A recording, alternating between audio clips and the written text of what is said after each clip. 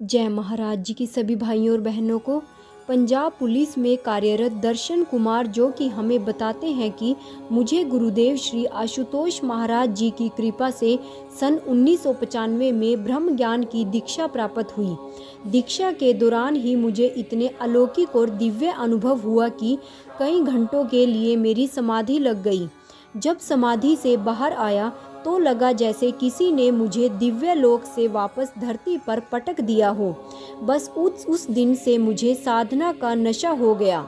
मैं रोज लगभग 6-7 घंटे साधना किया करता, लेकिन सारा काम धाम छोड़कर नहीं, क्योंकि मैं अच्छी तरह जानता था कि महाराज जी को तो मेरी ऐसी साधना पसंद नहीं आएगी, ना ही उनको ऐसा साधक पसंद है जो कि साधना की आड़ में निठल्ला बन जाए। इसलिए मैं अपनी ट्रैफिक पुलिस की 12 घंटे की नौकरी भी पूरी करता और घर के अपने सारे दायित्व भी निभाता। फिर जो उसमें बचता वह मेरे लिए था, जैसे सोने का या मनोरंजन का। उस समय मैं साधना किया करता था। छुट्टी के दिन आश्रम जाता, सत्संग सुनता और सेवा करता। मेरी इस दिनचर्या को जानकर मेरे घर और ससुराल वाले गुस्से में आ गए। वे सभी उल्टे सीधा कहने लगे, मुझे साधना सत्संग से भटकाने के लिए चालें चलने लगे। शाम को जब मेरा साधना का समय होता तो ससुराल से कोई मेरे घर आ जाता। जब अगर मैं उनकी खातिरदारी नहीं करता, उनसे बात नहीं करता, तो फिर मेरे घर में कलेश हो जाता। मेरे लिए तो धर्म संकट पैदा हो गया। तब मैंने दुखी मन से महाराज जी को कहा, महाराज जी, आपने तो मुझे संकट में डाल दिया। अगर आप मुझे मेरे विवाह से एक दिन पहले भी मिल गए होते तो मैं यह विवाह न करता। मैंने तो आपके मिशन में समर्पित हो जाना था। उसी रात महाराज जी ने साधना में समझाते हुए कहा, बेटा ऐसा मत सोच। शादी होने के कारण ब्रह्म ज्ञान का बीज तेरे ससुराल में बीजा जाएगा। महाराज जी के इस उत्तर से मेरा मन शांत हो गया। एक रात्रि साधना में महाराज जी ने मेरे हाथों में एक नवजात शिशु देते हुए कहा, यह आत्मा पुत्र रूप में तेरे घर आएगी। समय बीता, मेरी पत्नी गर्भवती हुई। परिवार वालों ने अल्ट्रासाउंड करवाने के लिए कहा। तब मैंने दृढ़ता से कहा, जब मेरे महाराज जी ने अनुभव में मुझे एक शिशु सौंपा है तो वह चाहे बेटा हो या बेटी, उन्हीं का प्रसाद है। मुझे पत्नी का अल्ट्रासाउंड नहीं करवाना। समय पूरा होने पर जब मैं पत्नी को अस्पताल लेकर गया तो डॉक्टर ने स्थिति गंभीर बताते हुए कहा, माँ और बच्चे दोनों की जान को खतरा है। उन्होंने विशेषज्ञ को बुलाकर तुरंत ऑपरेशन करवाया। शिशु के हृदय की धड़कन मात्र 1% काम कर रही थी। बच्चा 99% मृत था। मैंने आंखें बंद की, महाराज जी का स्मरण किया तो उसी क्षण महाराज जी दिखाई दिए। बोले, डॉक्टर से कहो यह अपना कर्म करे, बच्चे को कुछ नहीं होगा। महाराज जी का निर्देश पाकर मैंने डॉक्टरों के मना करने पर भी उनसे बच्चे का इलाज करने की प्रार्थना की। डॉक्टर बोले, आप व्यर्थ में ही अपना धन और समय खराब कर रहे हो। खैर, आपके कहने पर हम कोशिश करके देख लेते हैं। उन्होंने मुझसे अस्पताल के फार्म आदि पर हस्ताक्षर करवाए, जिसमें स्पष्ट लिखा था कि कोई भी क्षति होने पर अस्पताल की कोई जिम्मेवारी नहीं होगी। मुझे महाराज जी के वचनों पर पूर्ण विश्वास था। 9 दिन तक अस्पताल में इलाज चला। उसके बाद मेरा बच्चा पूर्णतः स्वस्थ होकर घर आ गया। आज वह लुधियाना में ग्रेजुएशन की पढ़ाई के साथ साथ लगन से सद्गुरु श्री आशुतोष महाराज जी के मिशन में सेवा भी कर रहा है। जिस दिन से मुझे ज्ञान मिला था, उसी दिन से मानो मेरी सारी इच्छाएं खत्म हो गई थी।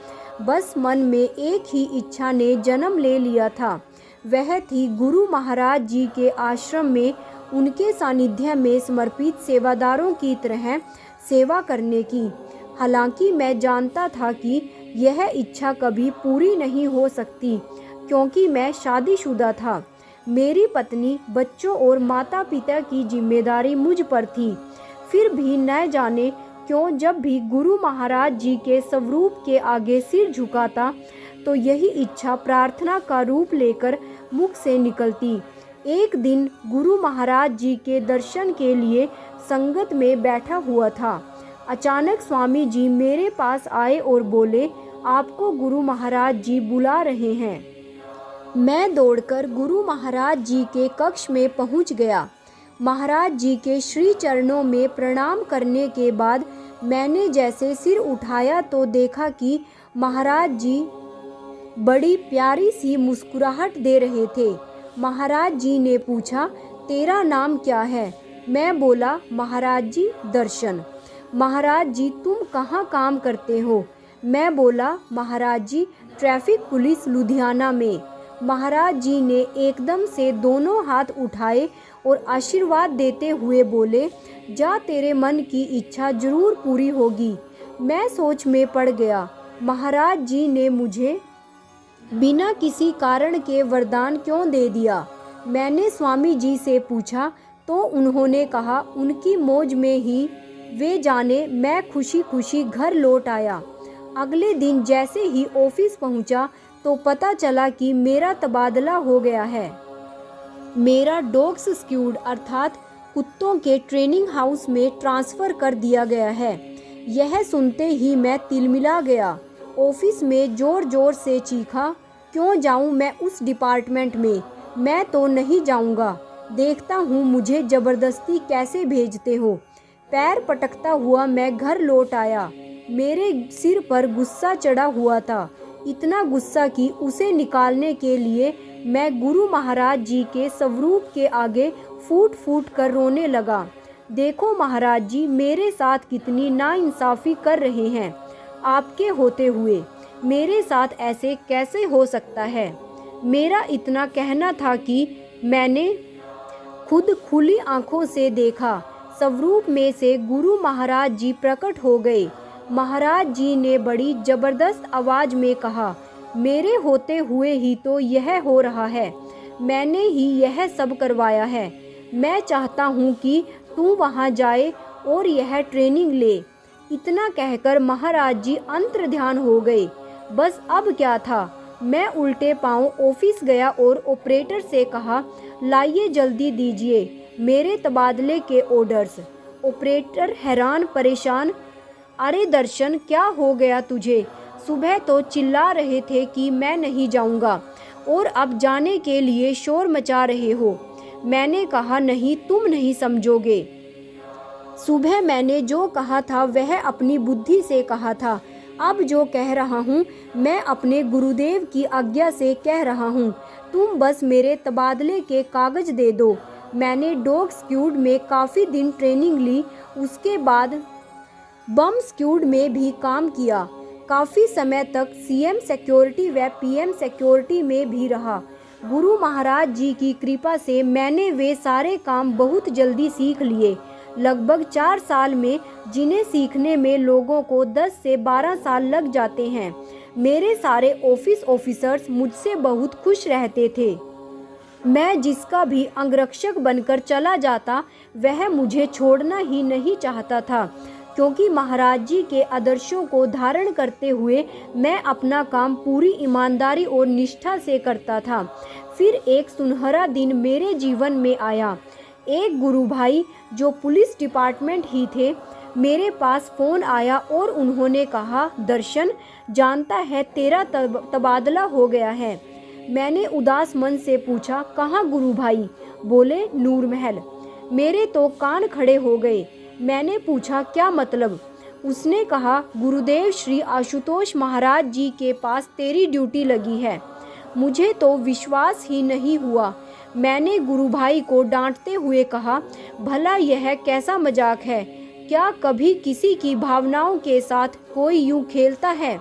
गुरु भाई बोले, यदि तुम्हें मेरी बात पर विश्वास नहीं होता तो अपने ऑफिस जाकर खुद पूछ लो। मैं तुरंत ऑफिस पहुंचा। ऑपरेटर से पूछने पर पता चला कि सच में मेरा ट्रांसफ़र नूर महल हो गया है। मैंने महाराज जी का कोटि कोटि धन्यवाद किया। जब साधना में बैठा तो मेरी आंखों के आगे वही दृश्य घूम गया। जब कई साल पहले मैं गुरु महाराज जी के कक्ष में गया था और महाराज जी ने आशीर्वाद दिया था कि तेरे मन की इच्छा जरूर पूरी होगी। सच में महाराज जी ने असंभव को भी संभव कर दिखाया था। ड्यूटी भी नहीं छूटी और समर्पित सेवादार की तरह 24 घंटे आश्रम में सेवा करने का मौका भी मिल गया।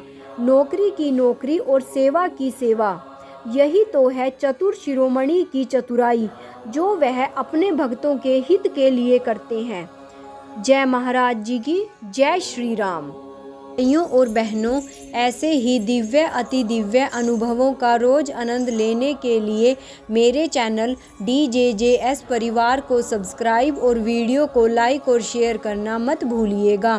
साथ में ही नोटिफिकेशन बेल को भी ऑन कर लीजिएगा ताकि आगे आने वाली सभी वीडियोस की जानकारी आप तक समय रहते पहुंच सके। और कमेंट बॉक्स में ओम श्री आशुतोषाय नमः लिखना मत भूलिएगा। जय महाराज जी की, जय आशु पिता भगवान की। ओम श्री आशुतोषाय नमः।